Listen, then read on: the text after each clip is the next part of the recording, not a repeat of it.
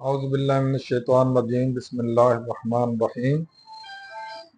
अल्लाह जल्ल शानहू दे नाम दे नाल अल्हम्दुलिल्लाहि रब्बिल आलमीन वल आक़िबतुल लिल मुत्तक़ीन अस्सलातु वस्सलामु अला रसूलिल करीम। दोस्तों अस्सलाम वालेकुम। डॉक्टर नसीर कालम हाज़िर CNP न्यूज़ तो। दोस्तों कल मैं एक खबर देख रहा था, बड़ी खुशी हुई देख के कि साडे पाकिस्तानी भाई सैनेटर मुश्ताक साहब जिन्हां दा बेसिकली ताल्लुक जमात इस्लामी नाल है, जड़े इसराइल दे मकबूजा इलाका जरा करने की कोशिश इसराइल कर रहा यानी गिजा, उत्थे जो साडे भाई मुसलमान फलस्तीनी यरगमाल किए ने इसराइल ने, उन्होंने खुराक और अद्वियात वगैरह लैके जा रहे थे। बहुत सारे मुल्क 40-50 मुल्कों के लोग सन शामिल जो लैके जा रहे थे, लेकिन वो खुराक भी नहीं उत्थे पहुंचन दी इसराइल ने। बदमाशी है ना वो, और ये जिन्ने बंदे गए थे इन्होंने गिरफ्तार कर लिया। कल इन्हों की रिहाई हुई है और अच्छी खबर है पाकिस्तान वास्ते और खुसूसन साडे वास्ते, क्योंकि ये बहुत बड़ा सिंबल सी, एक सिंबॉलिक चीज़ सी कि असी पाकिस्तानी जड़े हैं वो इसराइल दे नाल आ। हालांकि हुकूमत लैवल ते जो कुछ हो रहा या जो कुछ चल रहा वो मेरे नाल ज़्यादा तुहानूं लोगों को पता होएगा कि की चल रहा तो की हो रहा, लेकिन ये सामने गल आई आ कि जमात इस्लामी चों भी एक ही बंदा निकलिया, एक ही बंदा निकलिया जरा फलस्तीनियों वास्ते कुछ करने तैयार सी। ते बाकी जड़ी आ जिन्हों कहना दोगला, इंतहाई दोगली साड़ियां जिन्नी भी है ना मजहबी तंजीमां, सब दोगलियां ने। किसी नूं तौफीक नहीं हुई कि इसराइल के खिलाफ या अपने जड़े फलस्तीनी भाई जेरे बाहर ने उन्होंने ते फायरिंग हो रही है, उन्होंने ते बमबारी हो रही है और डेली बेस से 70-80 लोग बेचारे शहीद हो रहे हैं। इन्हों किसी नूं तौफीक नहीं हुई, किसी नूं शर्म नहीं आई कि असी लोग इहदे वास्ते एहतजाज करिए।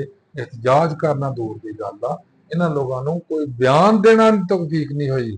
खसूसन जदों दे कोई नवे नाज़म साहब हाफिज साहब आए ना जमात इस्लामी दे, हालांकि जमात इस्लामी जड़ी आ बहुत बड़ी दाई है इस चीज़ की कि असी उम्मत मुसलमान वास्ते बहुत कुछ करने हैं। इवें ही जिस तरह मौलाना फजलुर रहमान साहब की जमीयत उलमा इस्लाम बड़ी दावेदार आ कि असी ये करांगे वो करांगे, लेकिन किसी ने कुछ किया। तहरीक लबैक वाले ने बड़ा कहा असी ये कर देंगे वो कर, कख नहीं किया। हुण तक सिर्फ जुबानी जमा खर्च किया, जुबानी गल्लां बातां कीतियां, ना उन्हें इसराइल की किसी लिहाज ना कोई तनकीद की, ना वो खिलाफ कोई बयानबाजी की, ना कोई खिलाफ एहतजाज किया। ना ही दूसरे साडे जो भाई जेरे बाहर ने मुसीबत फसे ने, जुल्म का शिकार ने, उन्होंने कतलो गारत हो रही है गजा के अंदर या पूरे फलस्तीन के अंदर, ना उन्होंने वास्ते ना कुछ किया। सिर्फ एक बंदा पाकिस्तान चो निकला तो निकलिया कौन? सैनेटर मुश्ताक। ਉਹਦੇ ਨਾਲ ਵਿਚਾਰੇ ਨੇ ਪਾਕਿਸਤਾਨ 'ਚ ਜੋ ਕੁਝ ਹੁੰਦਾ ਰਿਹਾ ਉਹ ਇਹੀ ਸੀ।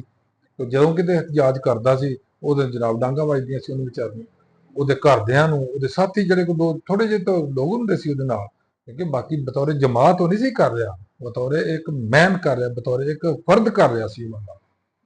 ਇਸੇ ਤਰ੍ਹਾਂ ਹੀ ਆ ਕਿ ਸਾਡੇ ਆਹਿਸਤਾ ਸਾਡੇ 'ਚ ਉਹ ਜਿਹੜਾ ਜਰਾਸੀਮ ਸੀ ਨਾ, ਜਿਹੜੇ ਸੁਣਨੇ ਹੁੰਦੇ ਸਾਂ कि जनाब इसराइल का जो काउंटर आ वो सिर्फ पाकिस्तान आ, वो मैं समझना भी हुण काउंटर कोई नहीं, हुण काउंटर छड़ दो, हुण अलायंस समझ लो कि ये शायद चंद दिनों तक, चंद हफ्तियां तक, चंद महीनों तक शायद तस्लीम भी कर लैन, क्योंकि जो आसार ने वो इहो जे नहीं है कि असी एंटी इसराइल जावांगे या एंटी कोई ज्यूइज़म होवांगे। हुण तो जनाब वो जिस तरह अरबी कहते होंगे साडे भरा ने, साडे भरा ने, क्यों कहते साडे अरबी भरा ने इसराइली भी। इसे तरह ही हुण पाकिस्तान के जिहड़े चंद कासा बरदार ने हुकूमत के, उन्होंने भी हौली कहना शुरू कर देना कि पाकिस्तान का कोई लड़ाई नहीं है इसराइल ना, और ना ही इसराइलियां ना, और ना इसराइल की हुकूमत ना। लिहाजा अगर ये देखा जाए कि जड़े जड़े मुल्क को थोड़ी जी ताकत रखते सी मुसलमान मुल्क, उन्हें पाकिस्तान सी, मिस्र सी, सऊदी अरब या अरब अमारात ने या कतर है। इस तो इलावा जड़ा है सी सऊदी अरब, सॉरी टर्की ने पहले तलकात बना लए ने, वो बड़े अरसे के तलकात ने, वो तकरीबन कई दहाइयां तो उन्होंने तलकात ने, बाकियां ने थोड़े थोड़े अरसे होया उन्होंने बना लए ने। ਹੁਣ ਇਹਨਾਂ 'ਚ ਤਾਂ ਕੋਈ ਸਖਤ ਹੈ ਨਹੀਂ ਸੀ ਕਿ ਇਸਰਾਈਲ ਦੇ ਖਿਲਾਫ ਕੁਝ ਗੱਲ ਕਰਨ ਜਾਂ ਕੁਝ ਕਰਨ। ਅਗਰ ਪਾਕਿਸਤਾਨ ਦੀ ਉਮੀਦ ਸੀ ਉਹ ਵੀ ਖਤਮ ਹੋ ਗਈ ਤੇ ਪਾਕਿਸਤਾਨ ਕੁਝ ਕਰੇਗਾ। ਕਿਉਂ? ਪਾਕਿਸਤਾਨ ਦੇ ਆਪਣੇ ਬਾਰਡਰ ਤਿੰਨਾਂ ਸਾਈਡਾਂ ਤੇ ਬੜੇ ਮਸਾਇਲ 'ਚ ਨੇ। ਮਗਰਬੀ ਬਾਰਡਰ ਲੈ ਲਓ ਅਫਗਾਨਿਸਤਾਨ ਨਾਲ 57, ਮਸ਼ਰਕੀ ਬਾਰਡਰ ਲੈ ਲਓ ਇੰਡੀਆ ਨਾਲ। ਬਲਕਿ ਸੁਣਿਆ ਹੈ, ਮੈਂ ਇੱਕ ਦਿਨ ਖਬਰ ਸੁਣ ਰਿਹਾ ਸਾਂ ਔਰ ਮਨਸੂਰ ਖਾਨ ਇਹ ਗੱਲ ਕਰ ਰਿਹਾ ਸੀ, ਵੱਲਾ ਆਲਮ ਉਹ ਕਿੱਥੋਂ ਤੱਕ ਸੱਚ ਹੈ ਕਿੱਥੋਂ ਤੱਕ ਝੂਠ ਹੈ, ਕਿ ਸਾਡੇ ਜਨਾਬ ਇਹਨਾਂ ਨੇ ਇੰਡੀਆ ਨੇ ਕੋਸ਼ਿਸ਼ ਕੀਤੀ ਸੀ ਸਟ੍ਰਾਈਕ ਕਰਨ ਦੀ ਪਾਕਿਸਤਾਨ ਦੇ ਉੱਪਰ, ਲੇਕਿਨ ਸਾਡੇ ਪਾਕ ਫਜ਼ਾਈਆ ਜਿਹੜੀ, ਮੈਂ ਹਕੀਕਤ ਇਹ ਆ ਕਿ ਮੈਨੂੰ ਆਪਣੀ ਫਜ਼ਾਈਆ ਤੇ ਬੜਾ ਮਾਣ ਵੀ ਆ ਤੇ ਬੜੀਆਂ ਉਮੀਦਾਂ ਵੀ ਨੇ। ਕਿਉਂਕਿ ਹੁਣ ਜਿਹੜੀ ਜੰਗ ਹੋਣੀ ਆ ਨਾ, ਉਹ ਆ ਪੈਦਲ ਫੌਜਾਂ ਦੀ ਕੋਈ ਨਹੀਂ ਹੋਣੀ ਨਾ, ਉਹ ਜਾਂ ਮਿਜ਼ਾਈਲਾਂ ਦੀ ਹੋਣੀ ਹੈ ਜਾਂ ਫਾਈਟਿੰਗ ਦੀ ਹੋਣੀ ਆ ਜਾਂ 에ਅਰ ਫਾਈਟਿੰਗ ਦੀ ਹੋਣੀ ਆ, 에ਅਰ ਆਪਰੇਸ਼ਨ ਦੀ ਹੋਣੀ, ਯਾਨੀ ਜਹਾਜ਼ਾਂ ਦੀ। ਤੇ ਤੁਸੀਂ ਇਹ ਸਮਝ ਲਓ ਕਿ ਸਾਰੀ ਸਾਰੀ ਲੜਾਈ ਜਿਹੜੀ ਆ ਉਹ ਕਿੰਨੇ ਕਰਨੀ ਆ, ਉਹ 에ਅਰ ਫੋਰਸ ਨੇ ਹੀ ਕਰਨੀ ਆ। ਤੇ ਮੈਨੂੰ ਆਪਣੀ 에ਅਰ ਫੋਰਸ ਤੇ ਵੈਸੇ ਹੀ ਬੜੀ ਉਮੀਦ ਆ ਕਿ ਇਨਸ਼ਾ-ਅੱਲਾਹ ਤਾਲਾ ਇਹ ਪਾਕਿਸਤਾਨ ਦਾ ਪਾਕਿਸਤਾਨੀਆਂ ਦਾ ਦੋਨਾਂ ਦਾ ਦਿਫਾ ਬੜੇ ਅੱਛੇ ਅੰਦਾਜ਼ ਕਰਨਗੇ, ਜਿਸ ਤਰ੍ਹਾਂ ਨੇ ਪਿੱਛੇ ਤੋਂ ਕਰਨ ਦੀ ਕੋਸ਼ਿਸ਼ ਕੀਤੀ ਹੈ। ਦੋ, ਉਹਨੇ ਬਹੁਤ ਸਾਰੇ ਸਾਡੇ ਤੇ ਮਿਜ਼ਾਈਲ ਮਾਰੇ ਇੰਡੀਆ ਨੇ, ਬਹੁਤ ਸਾਰੇ ਸਕੂਲ ਮਦਰਸੇ, ਬਹੁਤ ਸਾਰੇ ਲੋਕ ਉਹਨਾਂ ਨੂੰ ਮਜਰੂਹ ਵੀ ਕੀਤਾ, ਕੁਝ ਹਲਾਕਤਾਂ ਵੀ ਹੋਈਆਂ, ਸ਼ਹੀਦ ਵੀ ਹੋਏ ਲੋਕ। ਲੇਕਿਨ ਉਸ ਦੇ ਨਾਲ ਨਾਲ ਉਹ ਜਦੋਂ 에ਅਰਫੋਰਸ ਨੇ ਸਟ੍ਰਾਈਕ ਉਦੋਂ ਕੀਤਾ ਜਦੋਂ ਆਪਣੇ ਨੂਰ 에ਅਰ ਬੇਸ ਦੇ ਉੱਤੇ ਇੰਡੀਆ ਨੇ ਸਟ੍ਰਾਈਕ ਕੀਤਾ ਸੀ। ਹਾਲਾਂਕਿ 에ਅਰਫੋਰਸ ਨੂੰ ਉਦੋਂ ਹੀ ਹਮਲਾ ਕਰਨਾ ਚਾਹੀਦਾ ਜਦੋਂ ਮਿਜ਼ਾਈਲ ਦਾਗ ਰਿਹਾ ਸੀ ਸਾਡੇ ਪਾਕਿਸਤਾਨ ਦੇ ਉੱਤੇ, ਕਿਉਂਕਿ ਸਾਡੇ ਪਾਕਿਸਤਾਨ ਦੀ ਹਦੂਦ ਦੀ ਖਿਲਾਫ ਵਰਜੀ ਕਰ ਰਿਹਾ ਸੀ, ਜਿਹੜਾ ਪਾਕਿਸਤਾਨ ਦੀ ਸੋਵਰੈਨਿਟੀ ਹੈ ਉਹਦੇ ਖਿਲਾਫ ਉਹ ਅਮਲ ਕਰ ਰਿਹਾ ਸੀ, ਤੇ ਉਦੋਂ ਹੀ ਕਰਨਾ ਚਾਹੀਦਾ। ਲੇਕਿਨ ਸਾਡੀ 에ਅਰਫੋਰਸ ਵੀ 4-5 ਦਿਨ ਦੇਖਦੀ ਰਹੀ ਵੀ ਕੀ ਕਰਦੇ ਨੇ ਕੀ ਹੁੰਦਾ। ਅਲਟੀਮੇਟਲੀ 에ਅਰਫੋਰਸ ਨੇ ਹੀ ਜਵਾਬ ਦਿੱਤਾ ਔਰ ਬੜਾ ਮੂੰਹ ਤੋੜ ਜਵਾਬ ਦਿੱਤਾ। I am proud of that. ਦੋਸਤੋ, ਤੁਸੀਂ ਵੀ ਸਾਰੇ ਜਾਣਦੇ ਹੋ ਇਸ ਗੱਲ ਨੂੰ ਕਿ ਸਾਡਾ ਅਗਰ ਦੁਨੀਆ ਦੇ ਵਿੱਚ ਦੁਸ਼ਮਣ ਹੈ ਨੇ ਫਿਜ਼ੀਕਲੀ, ਦੀਨੀ ਤੌਰ ਤੇ ਜਾਂ ਇਹ ਸਮਝ ਲਓ ਰੂਹਾਨੀ ਤੌਰ ਤੇ, ਉਹ ਦੋ ਹੀ ਕੌਮਾਂ ਨੇ ਜਿਹਨਾਂ 'ਚ ਸਾਨੂੰ ਦੋ ਯਹੂਦ ਆਉਂਦੇ ਨੇ। ਹਿੰਦੂਆਂ ਨਾਲ ਅਸੀਂ ਭੁਗਤ ਰਹੇ ਕਈ ਵਾਰੀ ਲੜਾਈ ਹੋਈ ਆ, ਯਹੂਦੀਆਂ ਨਾਲ ਇਹ ਜਦੋਂ ਵੀ ਲੜਾਈ ਹਿੰਦੂਆਂ ਨਾਲ ਹੁੰਦੀ ਆ ਇਹ ਯਹੂਦੀ ਉਹਨਾਂ ਦੇ ਪਿੱਛੇ ਹੁੰਦੇ ਨੇ। ਔਰ ਕੁਰਾਨ ਦਾ ਵੀ ਹੁਕਮ ਆ ਕਿ ਕੋਈ ਗੈਰ ਮੁਸਲਮ ਤੁਹਾਡਾ ਦੋਸਤ ਨਹੀਂ ਹੋ ਸਕਦਾ।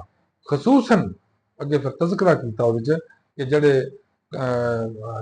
ਜਿਹੜੇ ਹਨ ਕ੍ਰਿਸਚੀਅਨ ਬਰਾਦਰੀ ਜਿਹੜੀ ਆ ਉਹ ਕਦਰੇ ਬਿਹਤਰ ਆ ਮੁਸਲਮਾਨਾਂ ਵਾਸਤੇ ਬਨਿਸਬਤ ਯਹੂਦੀਆਂ ਦੇ, ਕਿਉਂਕਿ ਯਹੂਦੀ ਜਿਹੜੇ ਉਹ ਤਾਂ ਬਿਲਕੁਲ ਇਹ ਸਮਝ ਲਓ ਕਿ ਦੀਨੀ ਦੁਸ਼ਮਣ ਸਾਨੂੰ ਸਮਝਦੇ ਨੇ ਨਾ।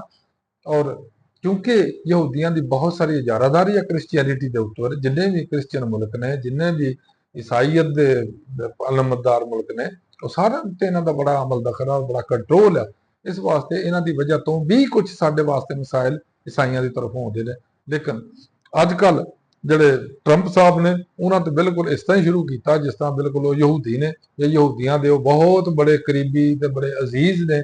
ਉਹ ਸਾਰਾ ਕੁਝ ਸਿਰਫ ਇਸਰਾਈਲ ਦੀ ਬਕਾ ਵਾਸਤੇ, ਯਹੂਦੀਆਂ ਦੀ ਬਕਾ ਵਾਸਤੇ ਕਰ ਰਹੇ ਨੇ। ਉਹਦੇ ਚ ਰੋਜ਼ਾਨਾ ਜਿਹੜੇ ਕਤਲੋ ਗਾਰਤ ਹੋ ਰਹੀ ਆ, ਰੋਜ਼ਾਨਾ ਜਿਹੜੀ ਨਸਲਕੁਸ਼ੀ ਹੋ ਰਹੀ ਆ ਫਲਸਤੀਨ ਦੀ, ਉਹ ਇਸਰਾਈਲ ਤੇ ਕਰ ਹੀ ਰਿਹਾ ਨਾ, ਉਹਨੂੰ ਤੇ ਪਤਾ ਹੈ ਜੋ ਕਰ ਰਿਹਾ।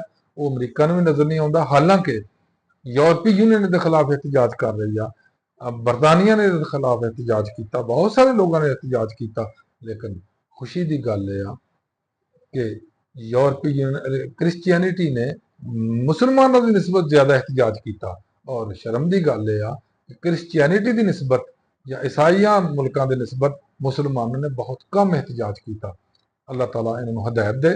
ਅੱਲਾਹ ਤਾਲਾ ਮੇਰੇ ਪਾਕਿਸਤਾਨ, ਮੇਰੇ ਪਾਕਿਸਤਾਨੀਆਂ ਤੇ ਮੇਰੇ तमाम मुस्लिम भाइयों के उत्ते अपना करम फरमाए। अस्सलाम वालेकुम, अल्लाह हाफिज़।